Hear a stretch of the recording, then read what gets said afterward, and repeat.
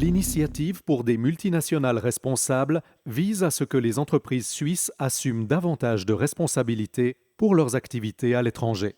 Leur responsabilité doit être engagée lorsque des entreprises étrangères qu'elles contrôlent violent les droits de l'homme ou portent atteinte à l'environnement. Le Parlement et le Conseil fédéral veulent eux aussi davantage responsabiliser les entreprises suisses pour assurer la protection de l'homme et de l'environnement. Cependant, ils ne veulent pas que la Suisse fasse cavalier seul. Ils plaident pour une action coordonnée sur le plan international. De quoi s'agit-il exactement? L'initiative demande que les entreprises contrôlent si leurs activités font peser un risque sur les droits de l'homme et l'environnement. Ce contrôle doit s'étendre à toute leur chaîne d'approvisionnement. Elles doivent prendre des mesures contre les risques que font peser leurs activités et en rendre compte dans un rapport. Si une filiale ou un fournisseur en état de dépendance économique cause un dommage, l'entreprise suisse devra en répondre. Les personnes lésées pourraient demander des dommages et intérêts en Suisse. Le Parlement oppose un contre-projet indirect à l'initiative. Le contre-projet inscrit dans la loi des obligations pour les entreprises. Celles-ci devront ainsi rendre compte dans un rapport des risques commerciaux pour l'homme et l'environnement et de la corruption. Elles seront aussi tenues à un devoir de diligence, notamment par rapport au travail des enfants. Ces instruments sont coordonnés sur le plan international. Le contre-projet n'impose pas de responsabilités supplémentaires aux entreprises suisses. Celles-ci continueront de répondre sur place de leurs propres actes.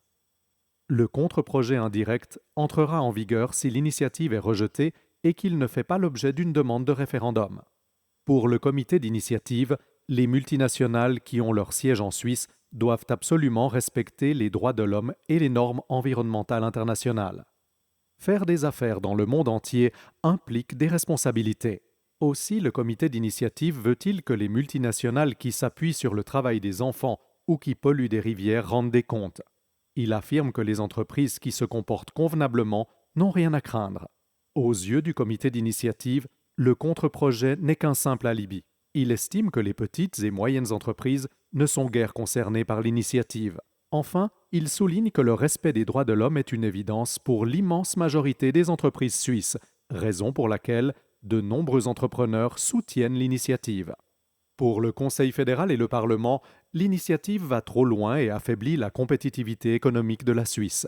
Aucun autre pays ne connaît des règles aussi strictes en matière de responsabilité. Si l'initiative est acceptée, les entreprises suisses devront répondre des fautes commises par d'autres. L'initiative vise les brebis galeuses, mais elle impose de nouvelles obligations à toutes les entreprises suisses qui se comportent correctement. Si ces entreprises se retirent des pays en développement, le résultat serait aussi contre-productif pour les pays concernés. Le Conseil fédéral et le Parlement entendent renforcer la protection des droits de l'homme et de l'environnement, mais par une action coordonnée sur le plan international. Pour toutes ces raisons, le Conseil fédéral et le Parlement recommandent de voter non à l'initiative.